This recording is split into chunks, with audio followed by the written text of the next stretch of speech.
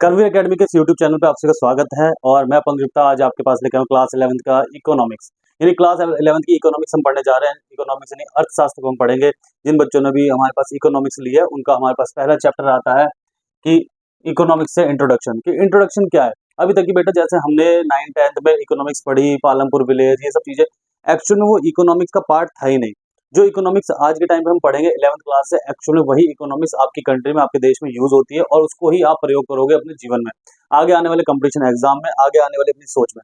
तो स्टार्ट करते हैं कि इकोनॉमिक्स क्या है। सबसे पहला चैप्टर जो हमारे पास, मैं बता दूं, आपके पास दो बुकें हैं। एक तो स्टैटिक्स की है, ठीक है, जहां पे हम स्टैट्स पढ़ेंगे, जो 10th क्लास में हमने मीन, मीडियन, मोड और फिर कोरिलेशन आ जाता है, और भी कई सारी चीजें उसके अंदर स्टैट्स के लिए अंदर आती है कि कलेक्शन ऑफ डाटा को कैसे हम रिप्रेजेंट करेंगे ग्राफ पे, हिस्टोग्राम पे, ये सब चीजें उसके अंदर हम पढ़ेंगे स्टैटिक्स के अंदर। अब बात करते हैं हम किसके बारे में, हम बात करते हैं माइक्रो इकोनॉमिक्स के बारे में। देखो, इकोनॉमिक्स को दो पार्ट में डिवाइड किया गया है, एक तो माइक्रो इकोनॉमिक्स और मैक्रो इकोनॉमिक्स। माइक्रो इकोनॉमिक्स जो है 11th क्लास में पढ़ेंगे और मैक्रो जो हम पढ़ेंगे वो 12th क्लास में पढ़ेंगे। सबकी डेफिनेशन बताऊंगा कि माइक्रो भी क्या है, मैक्रो भी क्या है। बस आप ये समझना, माइक्रो की पूरी बुक बना रखी है माइक्रो इकोनॉमिक्स की, वो आपको पढ़नी है 11th क्लास में। मैक्रो की इकोनॉमिक्स बना रखी है, वो आपको पढ़नी है 12th क्लास में। दो बुक है आपके पास, एक तो स्टैटिक्स है और एक माइक्रो इकोनॉमिक्स है।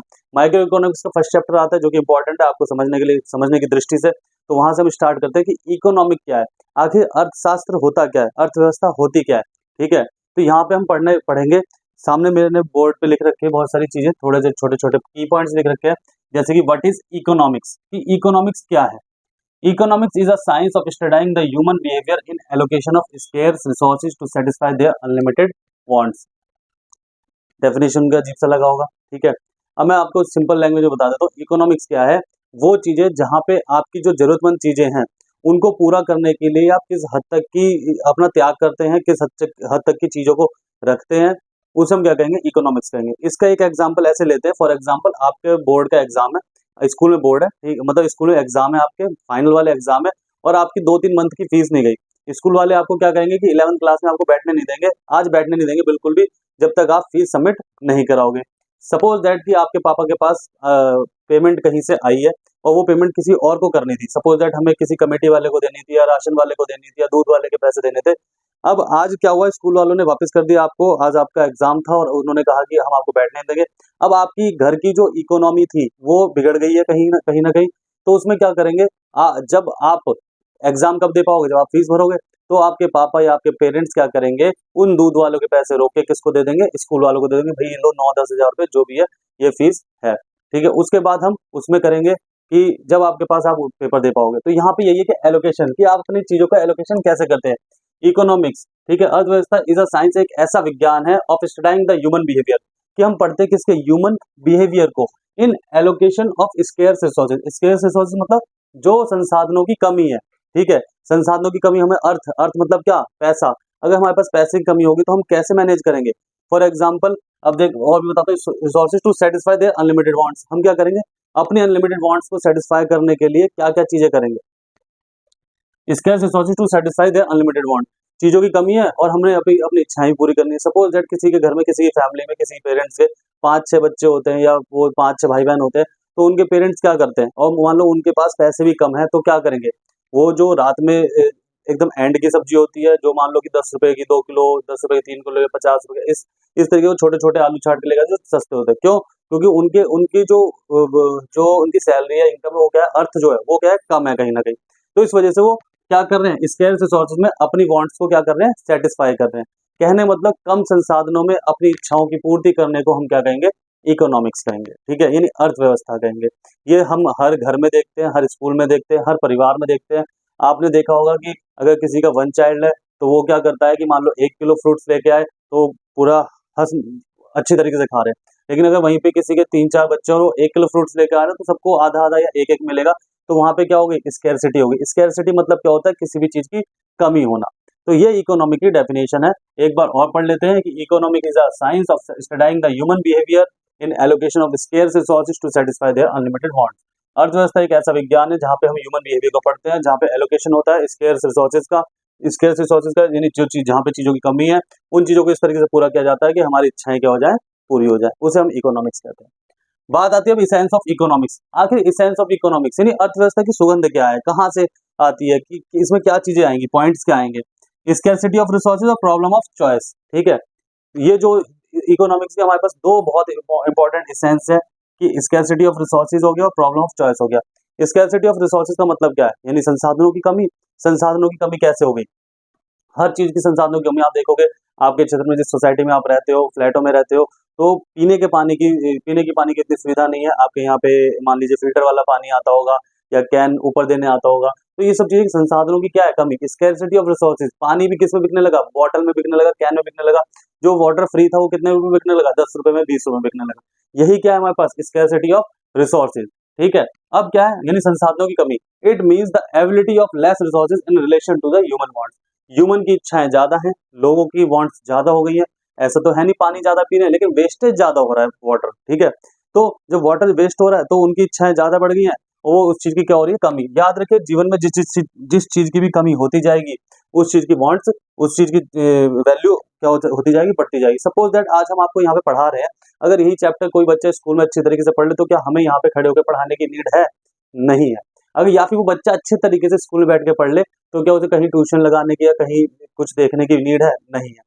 क्यों, क्योंकि बच्चे के माइंड में ये सेट है कि मुझे तो ट्यूशन जाना ही जाना है। और स्कूल वालों के माइंड में ये सेट है, मान लीजिए कोई अच्छा टीचर भी होता है, बहुत सारे अच्छे टीचर होते हैं जो पढ़ाते हैं, और कुछ टीचर्स के ऊपर रिस्पॉन्सिबिलिटी इतनी आ जाती है कि वो स्कूल का काम करें या फिर पढ़ाएं। तो बहुत सारी चीजें आ जाती है हमारे पास। तो हमारे पास यही है, ability of less resources in relation to human wants. Human की इच्छाएं बढ़ती जा रही हैं और चीजों की कमी क्या होती जा रही है, कमी होती जा रही है। अब जैसे कि हमारे पास दूसरा पॉइंट है, सेकंड है, रिसोर्सेज है ऑल्टरनेटिव यूज। हमेशा रिसोर्सेज का अल्टरनेटिव यूज होता है। अल्टरनेटिव यूज मतलब कि सपोज दैट अगर संसाधन, हमारे पास चाय की कमी पड़ गई, चाय नहीं मिली, चाय पत्ती की बात करूं मैं, चाय नहीं मिली, तो आप लोग क्या करोगे, आप लोग कॉफी पीना चालू कर दोगे।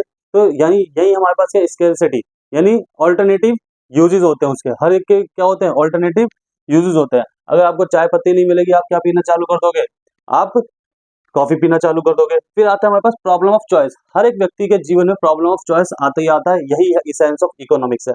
The distribution of diverse limited resources with alternative uses that put to use in the economy to produce various goods and service in order to satisfy endless human wants।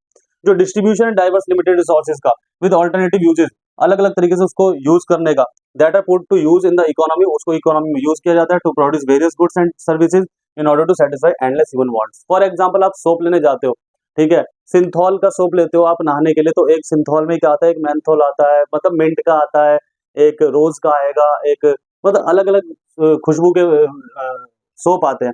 तो आप जो आपके मनपसंद सोप होता है आप उसी को लेते हो कि हाँ भाई ग्लिसरीन का है, ये हल्दी वाला है, ये चंदन वाला है, आप अपने मनपसंद का सोप लेते हो। यहाँ तक कि हमारे पास चॉइसेस आ गई, यही है problem of choice. Surf Excel जो है, एक सर्फ ही है, मान लो कपड़े धोने का डिटर्जेंट है, ठीक है, वो आता है हमारे पास मान लो 100-150 रुपए का 1 kg। और वही व्हील जो है, एक छोटा वाला या घड़ी हम कह लें, वही 1 किलो आता है 70 या 75 रुपए का। तो यही क्या है हमारे पास, प्रॉब्लम ऑफ चॉइस है। जो लोगों ने क्या किया, सर्फ एक्सल, हिंदुस्तान यूनिलीवर ने क्या किया कि वही चीज अमीरों के लिए बना दी, जो ज्यादा उसके लिए परचेसिंग पावर जिनकी ज्यादा है वो ज्यादा खरीदेंगे। घड़ी बनाया डिटर्जेंट, जिनकी परचेसिंग पावर कम है वो उसको कम कम में खरीद लेंगे। तो यही है हमारे जीवन में प्रॉब्लम ऑफ चॉइस, कि जब जब हमारे पास चॉइस रहेंगी, तब तब कहीं ना कहीं हमारे पास, हम जीवन में अपने प्रॉब्लम से ग्रसित रहेंगे। फिर क्या आता है हमारे पास, टाइप्स ऑफ इकोनॉमिक्स। दो तरीके की इकोनॉमिक्स होती है, मैंने पहले बताया, एक होता है माइक्रो इकोनॉमिक्स और एक होता है मैक्रो इकोनॉमिक्स। माइक्रो इकोनॉमिक्स मतलब क्या, it deals with the individual unit, ये डील करती है इंडिविजुअल यूनिट के लिए। और मैक्रो इकोनॉमिक्स क्या, it deals with the functioning of economic as a whole, यानी economic as a whole. Whole का मतलब क्या है कि पूरे के पूरे विश्व के बारे में पढ़ना या पूरे के पूरे इंडिया के बारे में पढ़ना। फॉर एग्जाम्पल, सपोज दैट कि मैं आपको यहाँ पे पढ़ा रहा हूँ, या फिर हमारी कर्मवीर अकेडमी है, अगर उसकी इकोनॉमी के बारे में डील होगी कि सपोज दैट कि कर्मवीर एकेडमी में कितने बच्चे आ रहे हैं, कर्मवीर एकेडमी के कितने सब्सक्राइबर है, कर्मवीर एकेडमी का वॉच टाइम क्या है, कर्मवीर एकेडमी में रील्स पे कितने व्यूज है, सिर्फ कर्मवीर एकेडमी की बात होगी, तो वो इकोनॉमी किस में चली जाएगी, माइक्रो इकोनॉमी में चली जाएगी। किस में चली जाएगी, माइक्रो इकोनॉमी, क्योंकि सिर्फ इंडिविजुअल के बारे में बात हो रही है, मेरे बारे में बात हो रही है। लेकिन मैक्रो के बारे में बात करेंगे तो हम ये देखेंगे कि एडटेक कंपनियां कितनी है, अन अकेडमी है, फिजिक्स वाला है, XYZ, बहुत सारी कंपनी हमारे पास, एडटेक कंपनी, बायजू, ये सब है। तो उनके बारे में पढ़ेंगे कि उनका वॉच टाइम कितना है, उनके अलग अलग सब्सक्राइबर कितने हैं। अगर उनका पूरा डाटा अगर हम बनाने लगे, उनके बारे में स्टडी करने लगे, तो वो किस में चला जाए बेटा, मैक्रो में। यानी यानी हमारे पास क्या हो गया, माइक्रो मतलब किसी एक व्यक्ति के बारे में बात करना, मैक्रो मतलब बहुत पूरे के पूरे कंट्री के बारे में, पूरे एक समग्र बहुत सारी लोगों के बारे में बात करना, उसे हम क्या कहते हैं, मैक्रो इकोनॉमिक्स कहते हैं। ठीक है, क्या कहेंगे हम, मैक्रो इकोनॉमिक्स। इसी में हम आगे पढ़ेंगे, थोड़ा सा पार्ट और है। जैसे कि अब हम बात करेंगे इकोनॉमिक्स के बारे में। हम इकोनॉमिक्स हमारे पास दो तरीके की होती है, दो टाइप की होती है। तो इकोनॉमिक्स हमारे पास है पॉजिटिव इकोनॉमिक्स और नॉर्मेटिव इकोनॉमिक्स। पॉजिटिव इकोनॉमिक्स क्या होती है और नॉर्मेटिव इकोनॉमिक्स, दो टाइप में डिवाइड किया है। उसके बाद हम पढ़ेंगे कि इकोनॉमी क्या है। इकोनॉमी, अब देखो यहाँ पे पॉजिटिव इकोनॉमिक्स क्या है हमारे पास, it deals with the economic issues related to past, present and future on the basis of facts and figure. अगर बात करें हम, ये जो डील करती है हमारे पास पास्ट प्रेजेंट एंड फ्यूचर के जो इशू होते हैं उनके ऊपर on the basis of facts and figure. For example अगर हम बात करें पंचवर्षीय योजना की, जैसे कि अभी आप नए हैं, जब आपने पढ़े भी हो 9th-10th क्लास में, पंचवर्षीय योजना होती है, 5 ईयर प्लान होता है, जो 1952 से ही 1951-2 से चलता आ रहा है, जब से हमारे पास फर्स्ट गवर्नमेंट बनी थी कि 5 साल के प्लान के तहत हम काम करते रहेंगे। तो अगर हम फैक्ट्स एंड फिगर की बात करें तो उस वक्त हमारे पास जैसे मृत्यु दर क्या थी या बर्थ रेट क्या था, और आज के टाइम पे मृत्यु दर, डेथ रेट या बर्थ रेट क्या है, तो दोनों के फैक्ट्स एंड फिगर पे अगर हम बात करेंगे देख के, तो वो किस में आएगा हमारे पास बेटा, पॉजिटिव इकोनॉमिक्स में आएगा। वहीं अगर हम दूसरी तरफ बात करें नॉर्मेटिव इकोनॉमिक्स की, तो it deals with the opinion of economist, अर्थशास्त्रियों के ओपिनियन के द्वारा नॉर्मेटिव इकोनॉमिक्स को दिया जाता है रिलेटेड टू इकोनॉमिक इशू। कोई इकोनॉमिक इशू है और सपोज दैट हमें यही जानना है कि बर्थ रेट और डेथ रेट क्या था, तो एक इकोनॉमिस्ट ने, एक अर्थशास्त्री ने अपना ओपिनियन दे दिया। दीज आर नॉट वेरीफिएबल, और ये वेरीफिएबल नहीं होते, यानी वेरीफाइड नहीं होते। क्यों? As they are not based on the fact and figure, क्योंकि वो फैक्ट्स एंड फिगर पे नहीं होते। लेकिन ये जो पॉजिटिव इकोनॉमिक्स होगी ये फैक्ट्स एंड फिगर पे होगी, normative economics facts and figure पे नहीं होगी। बस ये डिफरेंस है, जहां पे हमारे पास किसी भी चीज को अगर हम अपने इकोनॉमी में, अर्थव्यवस्था में दिखाएंगे फैक्ट्स एंड फिगर के साथ, तो पॉजिटिव इकोनॉमिक्स मानी जाएगी। और नॉर्मेटिव इकोनॉमिक्स सिर्फ आपने अपना ओपिनियन दे दिया कि हाँ भाई, जब पाकिस्तान के साथ युद्ध हुआ तो कितने लाख लोग मारे गए थे और देश में भुखमरी हो गई थी, ये ओपिनियन दे दिया उन्होंने, तो ये नॉर्मेटिव इकोनॉमिक्स है। लेकिन अगर उसका कोई फैक्ट्स एंड फिगर होगा तो हमारे पास वो किस में चली जाएगी, पॉजिटिव इकोनॉमी में चली जाएगी। तो पॉजिटिव इकोनॉमी हमारे पास क्या है, फिर आता है इकोनॉमी, ठीक है। तो ये पॉजिटिव इकोनॉमिक्स और नॉर्मेटिव इकोनॉमिक्स होगी। फिर आता है हमारे पास इकोनॉमी। इकोनॉमी क्या है? And economy is a system. देखो इससे पहले हमने पढ़ा इकोनॉमिक्स क्या है, ठीक है। इकोनॉमिक्स मतलब हमारे पास क्या था, वहां पे हम एलोकेशन करते स्केर्स रिसोर्सेज का, किसमें, स्केर्स रिसोर्सेज का एलोकेशन इस तरीके से करते कि हमें क्या हो, मैक्सिमम वांट्स सेटिस्फाई हो, क्या हो, मैक्सिमम वांट्स सेटिस्फाई हो। सेम चीज हमारे पास इकोनॉमी है। And economy is a system that makes it possible for people to make a living and aids in the production of goods and services. Economic एक ऐसा सिस्टम है जो क्या बनाता है, make its possible for people, लोगों के लिए ऐसे संभावनाएं पैदा करता है, to make a living and aids, जिससे कि लोग क्या कर पाए, रह पाए और अपना जीवन यापन कर पाए, इन the production of goods and services, production of goods and service. For example जैसे कि मैं अपना कर्मवीर एकेडमी चला रहा हूँ, कर्मवीर बच्चों को पढ़ाता हूँ, तो ये मेरी क्या है, ये मेरी इकोनॉमी है। मुझे makes it possible for people to make a living, मैं इसी से अर्न करके अपना जीवन यापन कर रहा हूँ, तो ये क्या है मेरे लिए इकोनॉमी। आपके पापा कुछ और कर रहे होंगे, किसी के पापा शॉप कर रहे हैं, किसी के पापा जॉब कर रहे हैं, और सबकी अपनी अपनी क्या है, स्किल्स है, उसे हम क्या कहते हैं, इकोनॉमी कहते हैं। एक तरीके का पूरा सिस्टम है। फॉर एग्जांपल कल को हमारे पास ये, हम सपोज दैट कि मेरे पास और भी सब्जेक्ट के टीचर्स मैं रख लूँ, उन टीचर्स को भी मैं जॉब दे पाऊँ, तो ये भी क्या है, एक इकोनॉमी। वो टीचर मेरे पास पढ़ा रहे हो, जैसे बहुत बहुत बड़ी बड़ी संस्थाएं हैं, स्कूल खोल लिया जाए, स्कूल में टीचर्स पढ़ाने जा रहे हैं, तो वो क्या है, उनको एक साधन मिल गया कमाने का, लिविंग का, तो उसे ही हम क्या कहते हैं, इकोनॉमी। तो इकोनॉमी क्या है, हमारे पास एक सिस्टम है। और इकोनॉमिक्स क्या है, वहां पे लोग क्या करते हैं, स्केर्स रिसोर्सेज के साथ साथ अपनी वांट्स को क्या करते हैं, पूरा करते हैं। ये तो था बेटा इंट्रो हमारे पास। इसी के साथ साथ आगे जो हमारे पास आएगा, आगे और भी इकोनॉमिक्स के बारे में बात करेंगे। जैसे हमारे पास है टाइप्स ऑफ इकोनॉमिक्स है। टाइप्स ऑफ इकोनॉमिक्स में हमारे पास मार्केट इकोनॉमी है, कैपिटलिस्ट इकोनॉमी है, ठीक है। कैपिटलिस्ट इकोनॉमी में क्या होते हैं, बड़े बड़े लोग होते हैं, उद्योगपति होते हैं, सिर्फ वो पूंजी अर्न करने के बारे में जानते हैं, ठीक है।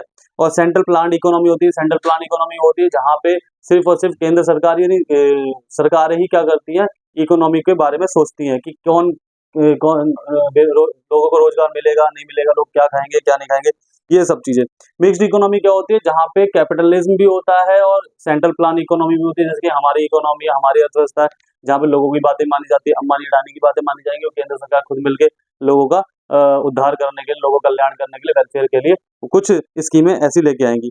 फिर हमारे पास इकोनॉमिक प्रॉब्लम्स आती हैं, कॉजेज ऑफ प्रॉब्लम आता है, सेंट्रल प्रॉब्लम ऑफ इकोनॉमी आती है। तो ये सारी चीजें हम नेक्स्ट क्लास में पढ़ेंगे, नेक्स्ट वीडियो में आप देखना, ठीक है। तो अभी के लिए फिलहाल इतना ही करते हैं। इंट्रोडक्शन में थोड़ा सा इसको आप देख लेंगे, पढ़ लेंगे, और जैसा भी आपको वीडियो लगी उसके नीचे कमेंट में जरूर लिखना, और अपने दोस्तों के साथ शेयर करें, सब्सक्राइब करें। Thank you so much.